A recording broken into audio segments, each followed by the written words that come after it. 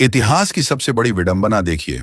जिस इंसान के पास एक मिल मजदूर की 5 रुपए की मजदूरी बढ़वाने के लिए अनशन पर बैठने का समय था, जिस इंसान के पास नमक पर 2 पैसे का टैक्स हटाने के लिए मील पैदल चलने की ऊर्जा थी, उसी इंसान के पास अखंड भारत के टुकड़े होने पर 1 घंटे की भूख हड़ताल करने की भी फुर्सत नहीं थी। इसे आप मजबूरी कहेंगे या ढोंग? एक आलोचक के नाते अगर गांधी के इस रवैये को देखा जाए तो यह केवल राजनीतिक विफलता नहीं थी, यह बहुसंख्यक समाज की पीठ में छुरा घोंपने जैसा था। गांधी का पूरा इतिहास उठाकर देख लीजिए। गांधी जानते थे कि नेहरू, पटेल और इस देश की हिंदू जनता उन्हें महात्मा मानती है।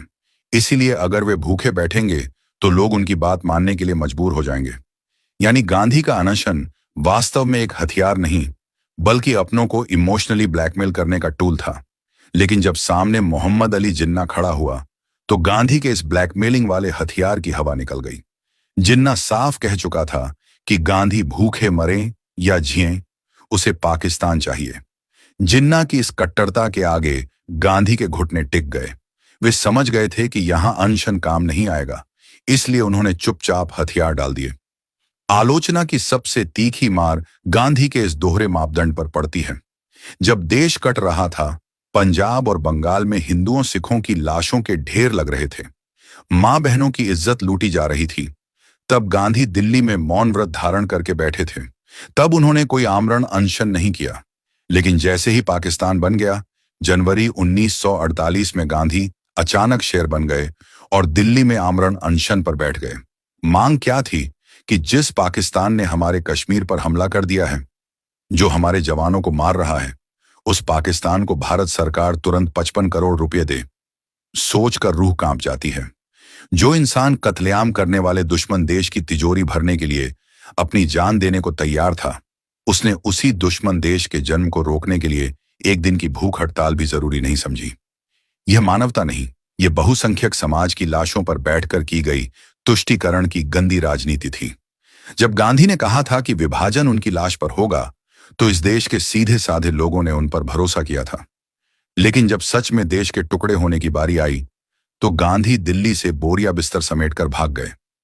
जब उनसे पूछा गया कि अब आप अनशन क्यों नहीं कर रहे, तो बड़ी चालाकी से बोले, अब मेरी कोई नहीं सुनता। जो इंसान एक इशारे पर पूरे देश को ठप कर देता था, वह अचानक इतना लाचार कैसे हो गया? असल में यह लाचारी नहीं थी, यह जिम्मेदारी से भागने का एक रास्ता था।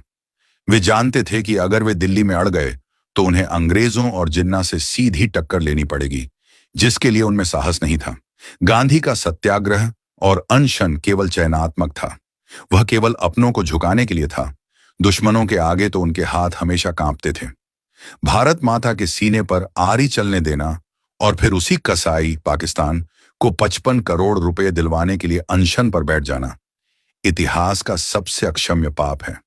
गांधी ने देश को जो अहिंसा सिखाई, उसने देश को शांति नहीं दी, बल्कि देश को इतना कमजोर बना दिया कि हम अपने ही घर के टुकड़े होते देखते रह गए।